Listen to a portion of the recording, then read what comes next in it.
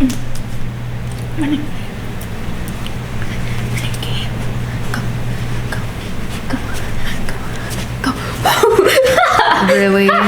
Yeah. No, renegade.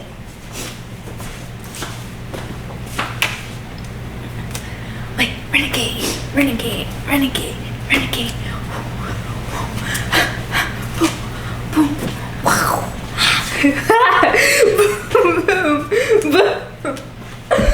So this week didn't exactly go as planned. A lot of things happened, so if you want to know how week 3 went, stay tuned.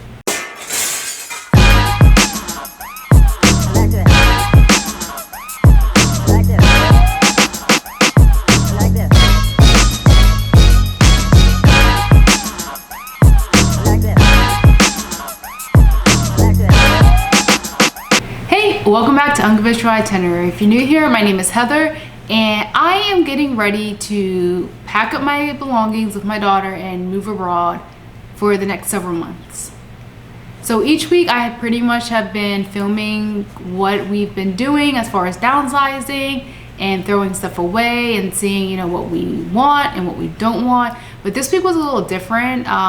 For those who have been following my journey or just following my YouTube channel, you guys know that I do have several autoimmune diseases, so life can be pretty unpredictable sometimes. Some days, you know, I'm left bedbound where like I cannot get out of bed. I barely even make it to the bathroom because I just feel extremely awful. You know, and it's best just for me just to rest and not do nothing. I think maybe because I was really pushing myself these past 2 weeks to actually get the work done, you know, pack up stuff and move stuff and just always on the go. And that's usually not my current lifestyle. When I'm home, I'm actually, you know, getting out of bed whenever I want to get out of bed, just doing, you know, light work in the house. A lot of times Mackenzie does help me, you know, when I get on her about her not doing anything in the house. But other than that, you know, I'm always asked, well, why would you want to move, you know, out of the country, you know, or relocate out the country when you're, you know, you have all these health issues? And I tell people the same thing all the time. I'm not going to live my life in fear just because I have a disability or health issue, you know, to the point where America is my only, you know, crutch or whatever. You know, every country has doctors, every country has medications, every country has therapies. So if you're out there and you also have autoimmune issues and you take a ton of medication, like I take a ton of medication, then don't let the fear of what if keep you from traveling. But on another positive note, week 3 pretty much, I did everything for the most part from my bed. Since we do have my dog and Mackenzie's cat that is going to be traveling with us, I spent pretty much a few days looking at pet carriers. There were a lot that I saw, but the reviews were like kind of mixed, and I like my animals to be as comfortable as possible. So I did find a website called Sleepy Pod, and I actually liked all their stuff for their animals. My daughter Mackenzie's in the background screaming at her cat or something, or maybe my cat. So they, I guess you could call it luxury travel carriers for animals. So they had 2 different ones I really liked, but I'm leaning towards the more expensive one only because it looked like it was more space. My dog is not that big. He's probably about 7 pounds. Bandit, I know you've probably seen a picture of him.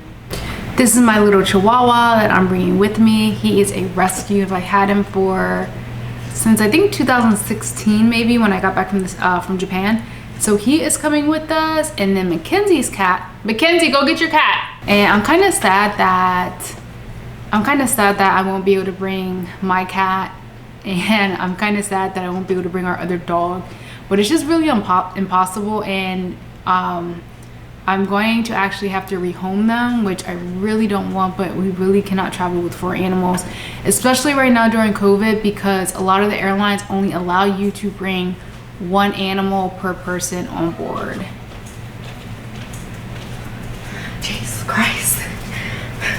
And here's Mackenzie's cat. She is a scaredy cat. She is scared of everything. Like literally, she is afraid of everything. And she hides all day. But we're bringing Bandit right here and then Kitty. Oh, she's gone to her hiding spot with us when we travel. So the travel pods, I kind of made up my mind. Another reason why I chose the Sleepy Pod was because it just offered the most versatility, and especially when you're driving, it's like crash tested and everything. It's like rated #1. So, you know, God forbid that our animals were in a car accident or anything, you know, I just want them to be safe because I am a huge animal lover. So I did a lot of research on that. I also did research on, you know, what the requirements were to bring your animal with you when you're traveling to Mexico. And pretty much, you know, you have to take them to the vet, make sure that they are in good health. And it has to be, I believe, 10 days, within 10 days by a USDA certified vet. So you can't just like take it to anyone. Also, they have to be microchipped. I can't recall if it's the 10 digit or 15 digit, but I did check their paperwork earlier today, and they do have the 15 digit microchip. And also they had to have the rabies shot, and that's pretty much it. And also another big thing is making sure the container that you are, or the carrier that you are transporting your animals in, is within the standards of the airlines. And this one was definitely within that, the height, width, and length. I think he wants to go lay back down. He has no emotion. He just sits there all day. He just looks and sleeps, and he loves warm blankets. Anything that comes out the dryer, he gets so excited. But outside of that, this is his normal face. Bandit, Bandit. Like, he doesn't even acknowledge me right now because he wants to go lay back down.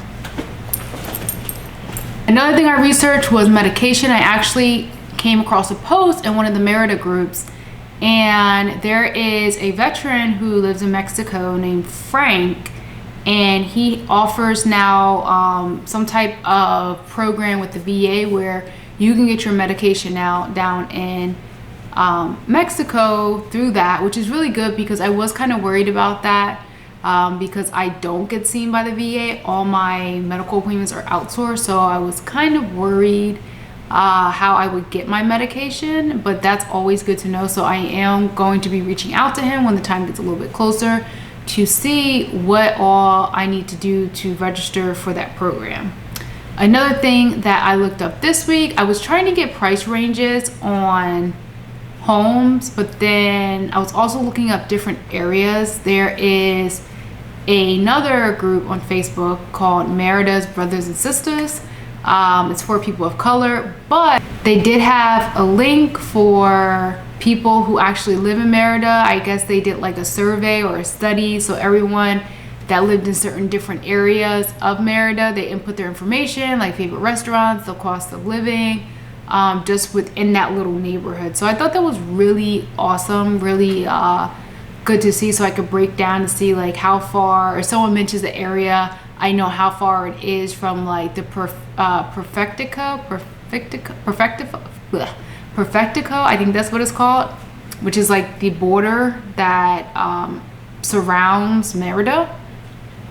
So that was also good. And from what I've been reading and, you know, asking questions on Facebook about, you know, the cost, people have said, you know, it's this amount or it's that amount, but because everyone's situation is different as far as when they rent that house, you know, a house may come with the gardener, it may come with the maid, it may come with the cook, it may come with the maintenance person, you know, it really just all depends. But the price range that I have been seeing, you know, maybe for a 2-bedroom, a 3-bedroom home in that area, maybe about $500 or less, give or take, if you want to live, you know, just the basic, just have a roof over your head and the common necessities, or if you want to live luxury, which will probably be a little bit more money, but still is way cheaper than living in the United States.